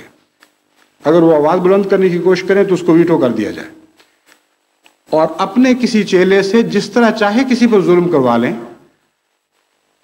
کسی دنیا کی طاقت نہ ہو کہ وہ اس کے خلاف آواز بلند کرے، اور کلیتاً دنیا کی تقدیر ان کے ہاتھ میں ہو۔ یونائٹڈ نیشنز کی یہ کیفیت ہے۔ جب عربوں کے متعلق فیصلے کرنے ہوں یا مسلمانوں کے متعلق، تو انتہائی ظالمانہ فیصلے کیے جائیں، ان کے خلاف فیصلے کرنے ہوں، اور جب ان کے حق کی بات ہو تو سوائے چند آوازیں نکالنے کی اور اس کی کوئی بھی حیثیت نہیں۔ ہمارے بچپن میں مجھے مرغیاں پالنے کا شوق تھا، میں نے دیکھا ہے کہ بعض مرغیاں ایسی بھی ہوتی ہیں کہ بیٹھیں پالنے والے کی سین میں کرتی ہیں اور انڈے دوسرے کے سین میں جا کے دیتی ہیں۔ بس یونائٹڈ نیشنز کی مرغی تو ویسی ایک مرغی ہے، بیٹھیں کرنے کے لیے عربوں اور مسلمانوں کے سین رہ گئے ہیں، اور انڈے دینے کے لیے اسرائیل اور مغرب کے سین ہیں۔ بس اگر یہی یونائٹڈ نیشنز کا تصور ہے اور یہی اس کے مقاصد ہیں تو دنیا کو سوچنا چاہیے۔ چنانچہ اس بارے میں انشاءاللہ جب دنیا کو عمومی مشورے دوں گا تو ان کو ایک مشورہ اس سلسلے میں بھی دوں گا۔ ایک ہی بات بالآخر سمجھ آتی ہے کہ مغربی دنیا در حقیقت اسلام سے گہری دشمنی رکھتی ہے، اور اس دشمنی کے پس منظر میں، جیسا کہ میں نے پہلے بیان کیا تھا، تاریخی رقابتیں بھی ہیں، اور اس دشمنی کی وجہ ایک وہ خوف بھی ہے جو جاہل ملا اسلام کے متعلق مغربی دنیا اور دوسری دنیا کے دلوں میں پیدا کرتا ہے۔ اپنی جہالت سے اسلام کا ایک ایسا تصور پیش کرتا ہے جس سے دنیا خوف کھاتی ہے کہ یہ لوگ جب طاقت پائیں گے تو ہم پر جبر و تشدد کریں گے۔ اس مسئلے کے متعلق میں بعد میں جب میں مسلمانوں کو مشورہ دوں گا تو پھر اس ذکر کو چھیڑوں گا۔ یہ میں آپ کو بتا دینا چاہتا ہوں کہ اسرائیل کو مسلمانوں کے پیچھے ڈال کر اگر ان کا یہ خیال ہے کہ مسلمانوں کی مدافعانہ طاقت کو توڑ دیں گے، یا اس طرح اسرائیل ان مظالم کو بھول جائے گا جو مغرب نے اسرائیل پر کیے ہوئے ہیں اور ان مظالم کا بدلہ مسلمانوں سے لیتا رہے گا، تو یہ ان کی سب سے بڑی حماقت ہے۔ اسرائیل کے انتقام کی یادداشت بہت قوی ہے اور نہ مٹنے والی ہے، اور اسرائیل کے احسان کی یادداشت اس طرح ہے جس طرح پانی پر تحریر لکھی گئی ہو۔ آپ کو اگر اسلامی تاریخ سے واقفیت ہو تو آپ یہ سن کر حیران ہوں گے کہ 800 سال تک اسپین پر جو مسلمانوں نے حکومت کی ہے، ایک واقعہ بھی کسی یہودی پر ظلم کا اس تاریخ میں آپ کو دکھائی نہیں دے گا۔ مسلمانوں کے طاقت کے ادوار میں جب بھی آپ جس طور پر بھی نظر ڈالیں، ایک دوسرے پر ظلم تو آپ کو دکھائی دے گا، اور وہ بھی اس وقت جب ملا ایک مذہب کے ماننے والوں، ایک فرقے کے ماننے والوں کو دوسرے فرقوں کے ماننے والوں کے خلاف بھڑکاتا رہا، لیکن یہودیوں اور عیسائیوں کے خلاف اسلام کی تاریخ میں آپ کو کوئی مظالم دکھائی نہیں دیں گے۔ 3 ایسے قبائل ہیں جن کا تاریخ اسلام کے آغاز سے تعلق ہے، جنہوں نے بار بار معاہدہ شکنی کی اور حضرت صلی اللہ علیہ وسلم اور مسلمانوں سے دھوکے کیے، ان کے خلاف جنگ کے دوران حملہ آوروں سے ملتے رہے۔ ان 3 قبائل کے خلاف بالآخر مسلمانوں کو کارروائی کرنی پڑی۔ وہ قبائل ہیں بنو قینقاع، بنو نذیر اور بنو قریظہ۔ جب 1947 میں یونائٹڈ نیشنز میں اسرائیل کے قیام پر بحث ہو رہی تھی تو وہاں اسرائیلیوں نے مسلمانوں کو تان دیتے ہوئے کہا کہ ہمارا حق ہے اور تمہیں تو عادت ہے ہمیں اپنے گھروں سے نکالنے کی، ہم آج تک نہیں بھولے جو تم نے بنو قریظہ اور بنو نذیر اور بنو قینقاع سے کیا تھا۔ تو یہ عجیب یادداشت ہے کہ فرضی مظالم کی یادیں تو 1400 سال سے زندہ رکھے ہوئے ہیں اور حقیقی احسانات کی یادوں کو بھولتے چلے جا رہے ہیں۔ یہ عجیب قوم ہے کہ یہ بات بھول گئے ہیں کہ جب ایزابیلا اور فرڈینینڈ نے 1490 میں یہودیوں کے اسپین سے انخلاء کا حکم دیا، اس سے پہلے 200 سال تقریباً مسلسل اسپین میں یہودیوں پر ظلم ہوتے رہے، لیکن وہ ایسے ظلم تھے کہ ان کے نتیجے میں وہ یہود نے پھر بھی وہاں سے نکلنے کا فیصلہ نہیں کیا۔ بالآخر جبراً ان کو عیسائی بنایا گیا، اور جب بڑی تعداد میں یہودی عیسائی بن گئے تو پھر یہ تحریک شروع کی کہ یہ جھوٹے عیسائی ہیں، دھوکہ دینے کے لیے عیسائی بنے ہیں، ابھی بھی بہت امیر ہو گئے ہیں، اس لیے ان کی دولت چھیننے کے لیے کوئی بہانہ تلاش کرو۔ چنانچہ ایزابیلا کو اور فرڈینینڈ کو اس وقت کے عیسائی پادریوں نے بار بار یہ تحریض کی اور لالچ دلائی کہ اس قوم کا ایک ہی علاج ہے کہ ان کی عیسائیت پر اعتماد نہ کیا جائے اور ہمیں انکویزیشن کی اجازت دی جائے۔ انکویزیشن سے مراد ہے وہ ٹارچر کرنے کے ذرائع جو عیسائی دنیا اپنے مخالفوں کے خلاف استعمال کرتی تھی، اور نہایت ہی دردناک مظالم ان ذرائع سے غیر عیسائیوں پر کیے جاتے تھے اور ان عیسائیوں پر کیے جاتے تھے جن کے دین پر شک ہو۔ چنانچہ ایک لمبے عرصے تک یہ بحث جاری رہی۔ ایزابیلا چونکہ پوپ سے ناراض تھی، سکسٹس سیکنڈ تھا غالباً اس وقت، اس سے کسی وجہ سے ناراض تھی، وہ اس کی مرضی کے کوارڈینل مقرر نہیں کرتا تھا، اس لیے اس نے اجازت نہیں دی کہ پوپ کی مقرر کردہ کوئی کمیٹی انکوزیشن کے کام اسپین میں کرے۔ بالآخر فرڈینینڈ کو عیسائی پادریوں نے یہ لالچ دی کہ اگر تم اس کی اجازت دے دو تو یہود کے جتنے اموال چھینے جائیں گے یہ ہم تمہارے قبضے میں دیں گے، ہمیں صرف ظلموں کی اجازت دو، اموال تمہارے۔ چنانچہ 1480 میں انکوزیشن شروع ہوئی۔ انکوزیشن کی تاریخ حقیقتاً اتنی دردناک ہے کہ شاید ہی کبھی انسانی تاریخ میں ایسے دردناک مظالم کی آپ کو مثال نظر آتی ہو جیسے اس زمانے میں یہودیوں پر عیسائیوں کی طرف سے کیے گئے۔ اس کے باوجود دل نہیں بھرا تو 1492 میں ان کے انخلاء کا حکم جاری کر دیا گیا۔ آپ کو یاد ہوگا کہ 1247 سے 1252 تک بلیک ڈیتھ کے زمانے میں یورپ میں پہلے ہی یہود پر مظالم کیے جا رہے تھے اور فرانس میں سب سے زیادہ مظالم کیے گئے۔ چنانچہ وہاں کے مظالم کا تصور کریں کہ وہاں سے بھاگ کر انہوں نے پہلے فرانس میں اور پھر یورپ کے دیگر ممالک میں پناہ لینے کی کوشش کی، لیکن وہاں بھی ان کو پناہ نہیں ملی اور ان پر مظالم جاری رہے۔ پناہ اگر ملی تو فلسطین کی اسلامی حکومت نے دی ہے، یہ ایک تاریخی واقعہ ہے۔ اور دوبارہ بھی ناچسی مظالم کے زمانے میں پھر یہ فلسطین پناہ لینے کے لیے گئے ہیں۔ بس ساری اسلامی تاریخ میں ان کے ساتھ احسان پر احسان کا سلوک کیا جاتا رہا۔ ان کے علم و فضل نے مسلمان گودوں میں پرورش پائی ہے اور ظلم ہوئے ہیں یورپینز کی طرف سے اور مغربی عیسائی قوموں کی طرف سے، اور ان کا بدلہ یہ مسلمانوں سے لے رہے ہیں۔ یہ تصور ہے جو امریکہ اور اس کے اتحادیوں کے ذہن میں ہے کہ اس سے بہتر اور کیا سودا ہوگا، یہودیوں کو مسلمانوں کے گلے ڈال دو اور ہمارے ظلموں کا انتقام مسلمانوں سے لیں، ایک ہی تیر سے دونوں مارے جائیں، اس سے زیادہ اور کیا حکمت عملی کی پالیسی ہو سکتی ہے۔ لیکن وہ یہ بات بھول رہے ہیں کہ یہودی ظلم بھولنے والی قوم نہیں ہے، ان کی سرشت کے خلاف ہے۔ یہ ناممکن ہے کہ مغرب سے یہ اپنے مظالم کا بدلہ نہ لے۔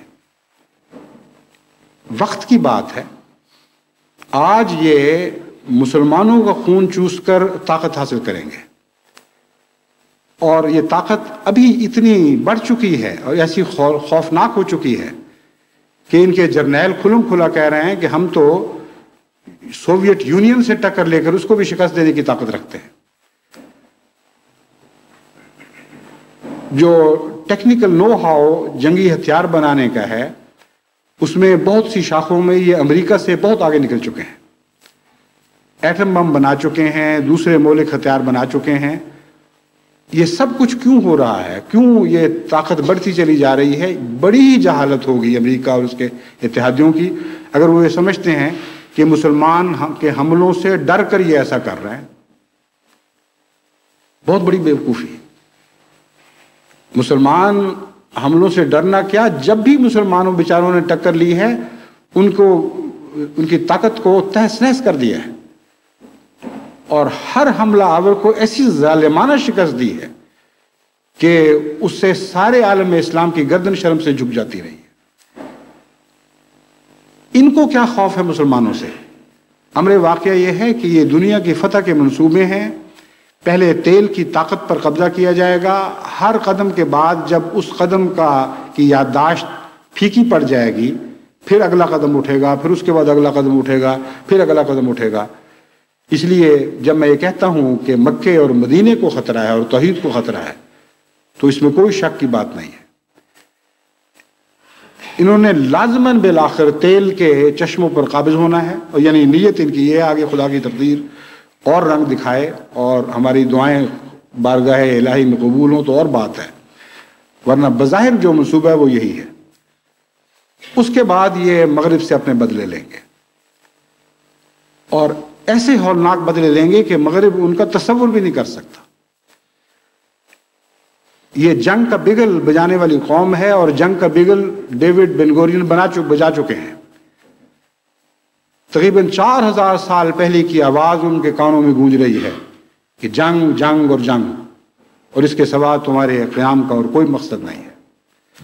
बस अगर अमेरिका इस खुशफहमी में है और इसके इत्तेहादी कि वो यहूदियों को भी पागल बना रहे हैं और मुसलमानों को भी पागल बना रहे हैं और एक को दूसरे के खिलाफ लड़ा रहे हैं, तो ये उनकी गलत फहमी है। अमेरिका के मुतालिक मैंने एक ये भी बयान किया था कि बहुत से नफ्सियाती अवामिल हैं जो अमेरिका को अपनी बाज़ पुरानी नाकामियों के दाग मिटाने के लिए इराक को ज़लील और रुस्वा करने पर मजबूर कर रहे हैं। इस सिलसिले में मैंने वियतनाम का जिक्र किया था और वियतनाम के मुतालिक मैं खुलासतन अब आपको बताता हूँ कि वहाँ अमेरिका की खुदी को किस तरह तोड़ा गया है और किस तरह दुनिया की सबसे अजीम ताकत के तकब्बुर को पारा पारा किया गया है। वियतनाम की जंग का आगाज 4 अगस्त 1964 को हुआ है और अजीब इत्तेफाक है, ये तवारुद है या कोई तकदीर की बात है कि वो आगाज भी एक स्टॉर्म से हुआ था। उस स्टॉर्म का नाम अमेरिकन मौरखीन ट्रॉपिक स्टॉर्म कहते हैं। वाकया ये हुआ कि दो अमेरिकन जहाज जब शिमाली वियतनाम और जनूबी वियतनाम की जंग जारी थी और इश्तराकी वियतनामीज जनूबी गैर इश्तराकी हुकूमत का तख्ता उलटने की कोशिश कर रहे थे, तो अमेरिका को बहाने की तलाश थी कि किस तरह इस मुल्क में दखल देकर जनूबी वियतनाम की हिमायत में शिमाली वियतनाम को शिकस्त दी जाए। चुनांचे इनका एक जहाज जिसका नाम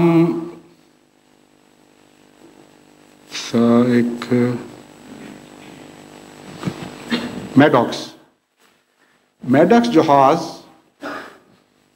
वियतनाम शिमाली वियतनाम के समंदर के उस हिस्से में दाखिल हो गया जो दर हकीकत उनकी अपनी हदूद का इलाका था जिन पर उनकी बालादस्ती होती है। उस पर उन्होंने कुछ पेट्रोल बोट्स भेजी ताकि वो इस जहाज़ पर हमला करे और उन्होंने हमले की कोशिश भी की, मगर जहाज़ उससे उनको डिस्ट्रॉय करके उनके हमले से निकलकर बाहर चला गया और बाहर उनका एक साथी डिस्ट्रॉयर जिसका नाम टर्नर जॉय था उसको लेकर दूसरे या तीसरे दिन वापस आ गया। इनका ख्याल था कि अब जब हम पे दोबारा हमला करेंगे तो हमें बहाना हाथ आ जाएगा, लेकिन इत्तेफाक ऐसा हुआ कि ट्रॉपिक स्टॉर्म आ गया और ट्रॉपिक स्टॉर्म भी जिस तरह डेजर्ट स्टॉर्म होते हैं बहुत ही ख़तरनाक चीज़ है। उसके मुताबिक लिखते हैं कि हमारी इनकी सारी इलेक्ट्रॉनिक इक्विपमेंट्स हे वायर हो गई, पागल हो गई, उनको पता नहीं लगता था कि क्या हो रहा है। चुनांचे वो कहते ये हैं कि उन्होंने वाक़यातन ये समझा कि उन पर हमला हो गया। अब जहलों वाली बात है कि तूफान आ रहा है, दिखाई दे रहा है और उससे ये किस तरह समझ लिया कि हमला हो गया। यानी वियतनाम ने वो तूफान चलाया था। बहरहाल बहाने जब तलाश करने हो तो इस तरह की बेवकूफ़ों वाले बहाने तलाश किए जाते हैं कि इन्होंने कहा हमला हो गया, इन्होंने धड़ाधड़ बमबारी शुरू कर दी वियतनाम के इलाके पर और फिर इस बात पर कायम रह गए कि चूंकि हमला उन्होंने किया था, उसके जवाबी कार्रवाई की है, उस पर बड़ी शिद्दत के साथ वियतनाम पर हमला किया गया, हवाई हमला भी किया गया और एक साल के अंदर अंदर, यानी वो साल 1964 का जो है वो ख़त्म होने से पहले पहले 2 लाख अमरीकी सिपाही वियतनाम की सरजमीन में पहुंचा दिए गए थे। बमबारी का और 1967 में ये तादाद बढ़कर 5,40,000 बन चुकी थी।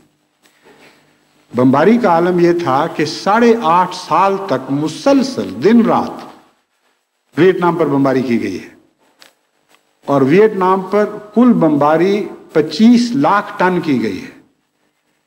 یعنی تمام دنیا میں جنگ عظیم کے 6 سال میں یورپ اور ایشیا اور دوسری دنیا میں، جہاں افریقہ وغیرہ میں جتنی بمباری ہوئی ہے، تقریباً اتنی ہی بمباری صرف ایک ویتنام پر اس 8.5 سال میں کی گئی، جو فلوریڈا ریاست کے برابر ہے بمشکل.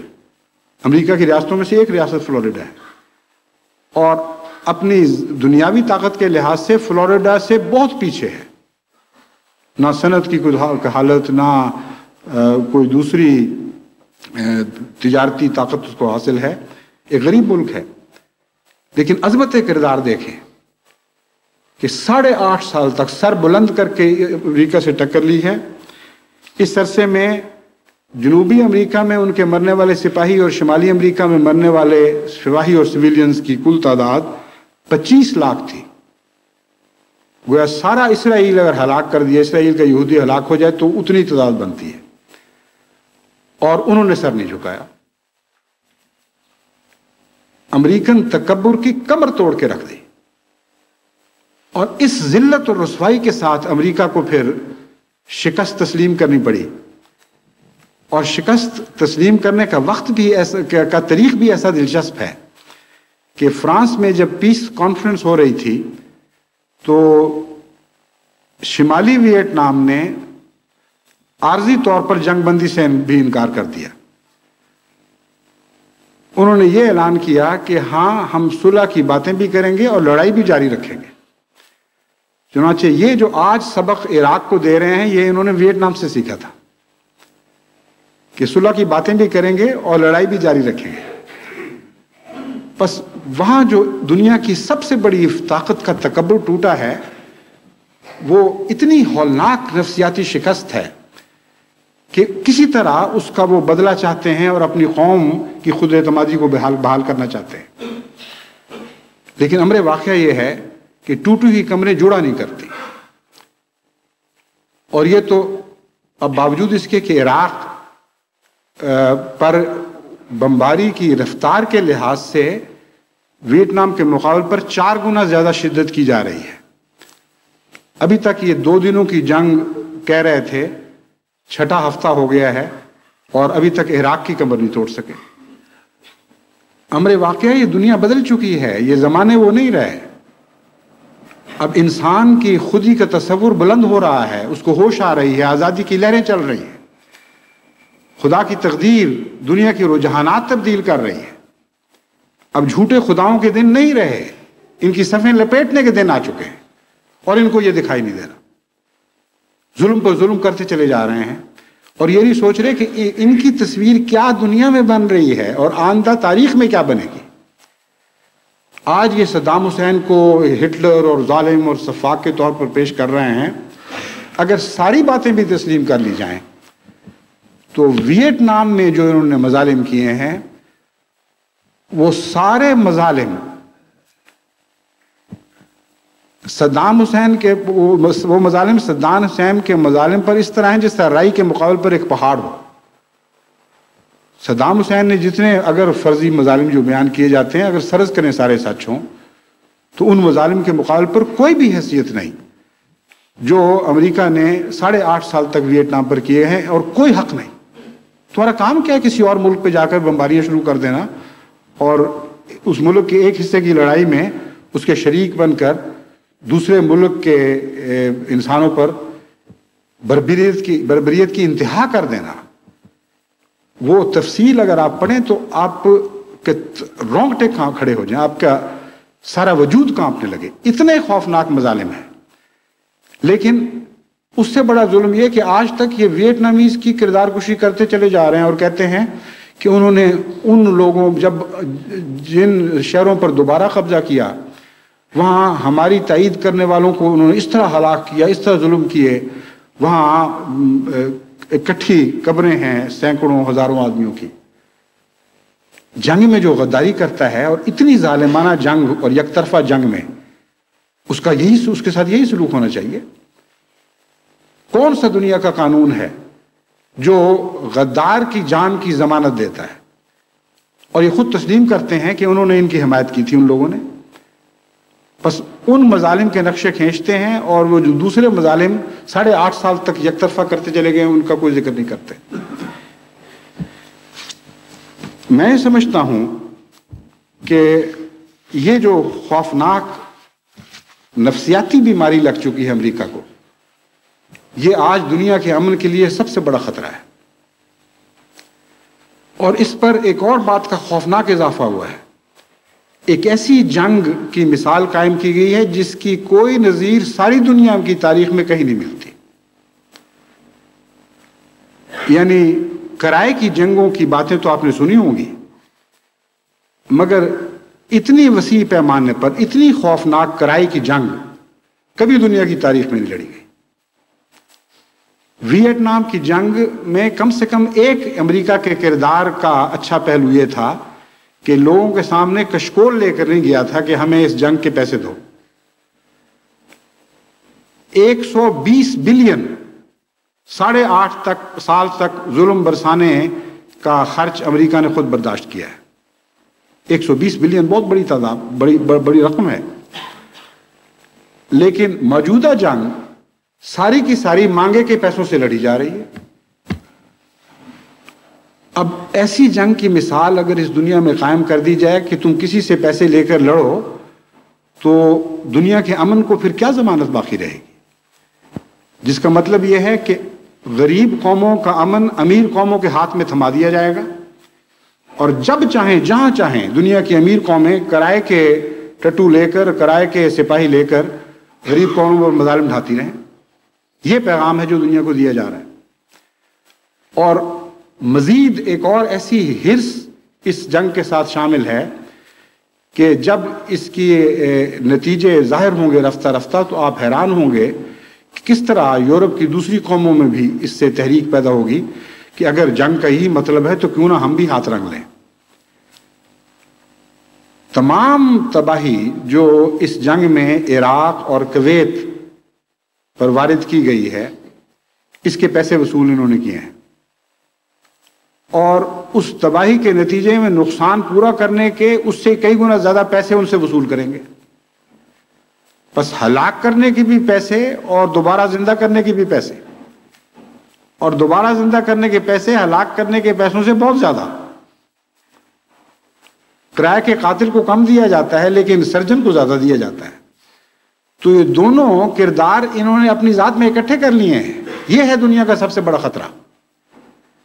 آج کے بعد ایک نیا انداز فکر پیدا ہوا ہے اور بڑھتا چلا جائے گا اگر اس کی روک تھام نہ کی گئی.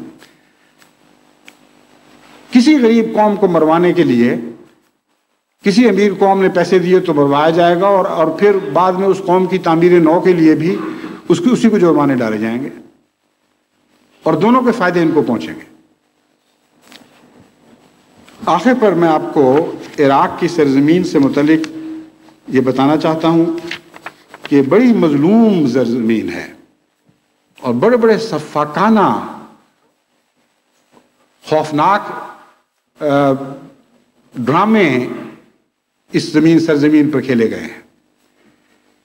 میں نے سوچا کہ اس سرزمین کو کیا نام دیا جائے تو مجھے خیال آیا کہ اسے موت اور کھوپڑیوں کے میناروں کی سرزمین کہا جا سکتا ہے. سب سے پہلے تاریخ میں اسیریوں نے عراقی علاقے پر قابض ہو کر اتنے مظالم اس علاقے میں بسنے والی قوموں پر کیے تھے کہ 200 سال تک ان مظالم سے یہ سارا علاقہ سراتا رہا، کانپتا رہا اور سسکتا رہا. 889 میں اسیرین کے دور استبداد کے آغاز میں وہاں کے فاتح بادشاہ نے اپنے محل کے سامنے ایک مینار تعمیر کیا. اس مینار پر یہ عبارت کندہ تھی کہ میں کھالیں کھینچوانے والا بادشاہ ہوں. جس شخص نے مجھ سے ٹکر لی ہے میں نے اس کی کھال کھنچوا دی، اور یہ مینار جو تم دیکھ رہے ہو یہ سارا، اس پر ساری کی ساری انسانی کھالیں مڑی ہوئی ہیں. اور اس مینار کی چوٹی پر جو تم پنجر دیکھ رہے ہو نیزے پر گڑا ہوا، وہ بھی انسانی پنجر ہے، اور اس مینار کے اندر بھی انسان زندہ چنے گئے تھے۔ بس میں وہ بادشاہ ہوں جو کھالیں کھنچوانے والا اور ہلاکت کا بادشاہ ہوں، لیکن اس کے ساتھ ہی یہ دعویٰ تھا کہ میں سب کچھ نیکی کی خاطر کر رہا ہوں۔ اور دراصل اسیرینز کی جنگ نیکی اور بدی کی جنگ ہے۔ ہم نیکیوں کے نمائندہ ہیں اور باقی سب دنیا بدیوں کی نمائندہ ہیں۔ میں نہیں جانتا صدر بش نے اس تاریخ کا مطالعہ کیا ہے یا نہیں، لیکن عراق میں وہ جو کچھ کر رہے ہیں وہ ویسا ہی ایک تمثیلی مینار بنانے کی باتیں سوچ رہے ہیں، جس پر یہی عبارت کندہ ہوگی کہ ہم سر توڑنے والے، خودیوں کو برباد کر دینے والے، عزت نفس کو مٹا ڈالنے والے اور پاؤں تلے روندنے والے بادشاہ ہیں۔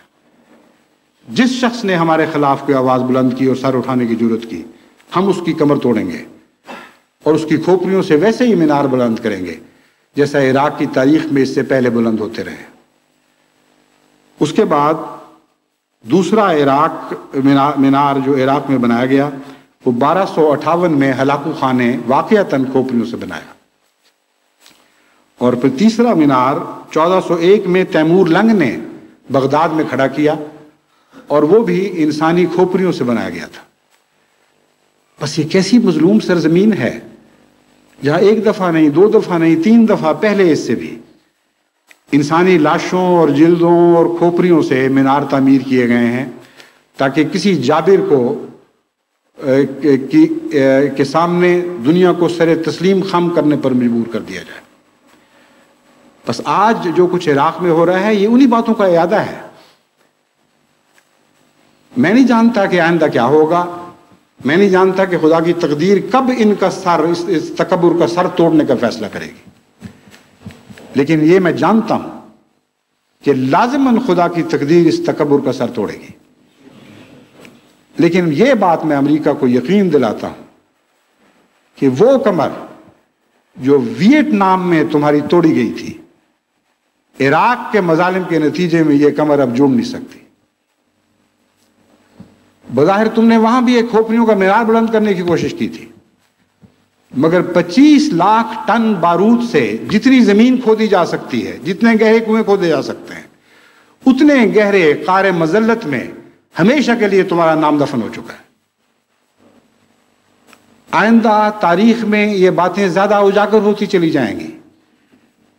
یہ مظالم کے داغ جو تمہارے چہرے پر لگے ہیں، آج تمہارے روب کی وجہ سے اور تمہارے ظلم و ستم کے دبدبے کے نتیجے میں، یہ نمایاں کر کے دنیا کو دکھانے کے لیے کسی کے پاس طاقت ہو یا نہ ہو، مگر تاریخ بالآخر وقت کے ساتھ ساتھ ان کو زیادہ نمایاں کرتی چلی جائے گی، یہ سیاہیاں زیادہ گہری ہوتی چلی جائیں گی۔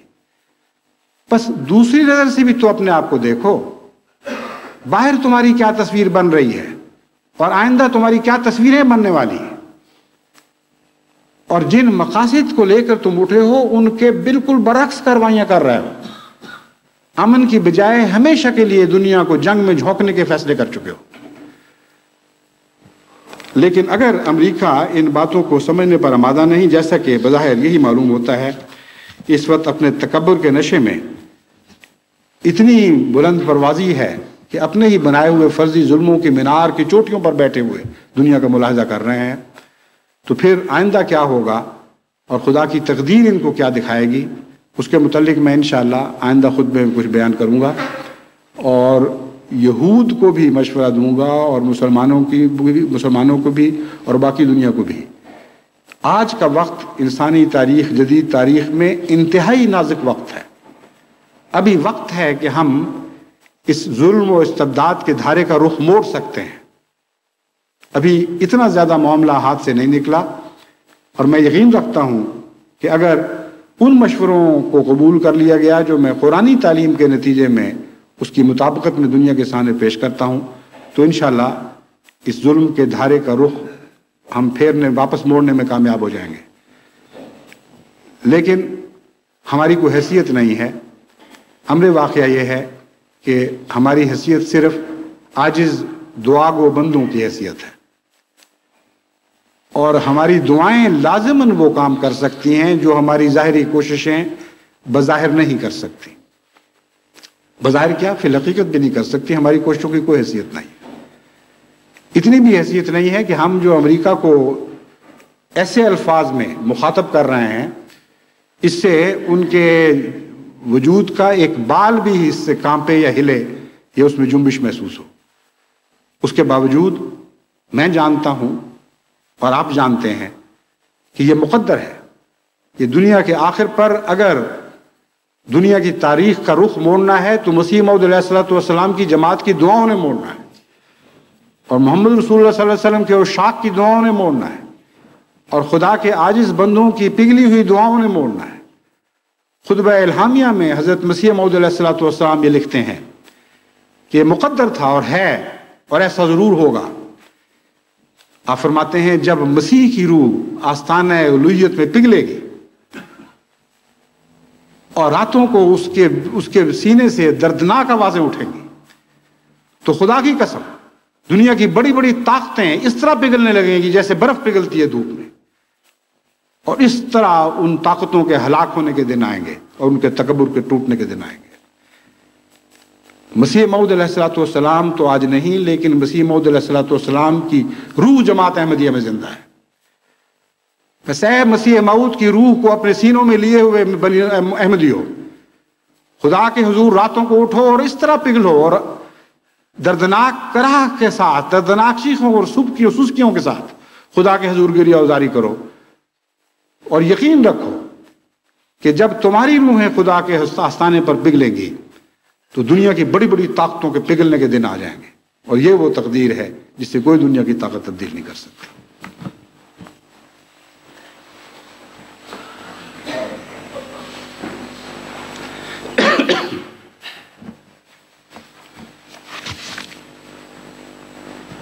الحمدللہ نحمده ونستعینه ونستغفره ونؤمن به ونتوکل علیہ ونعوذ باللہ من شرور انفسنا ومن سیئات اعمالنا من یهده اللہ فلا مضل له ومن یضلله فلا هادی له ونشهد أن لا إله إلا الله وحده لا شريك له ونشهد أن محمدا عبده ورسوله.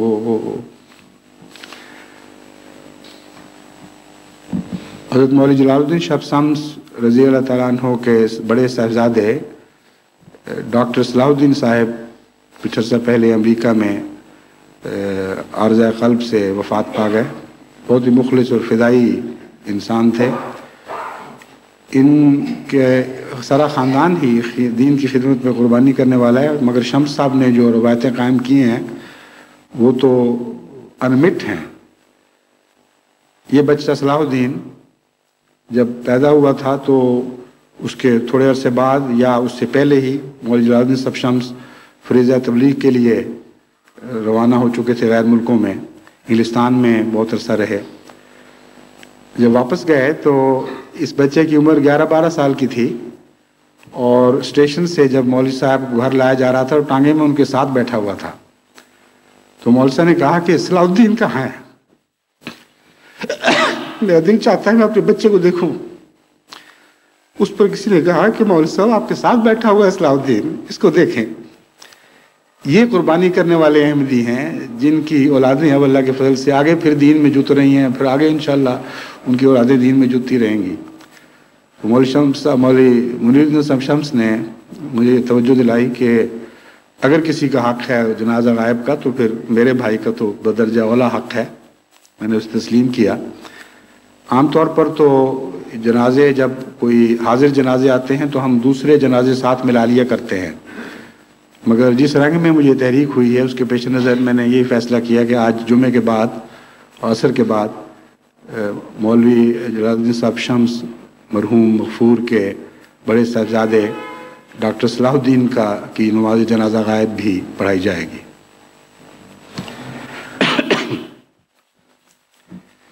عباد اللہ رحمکم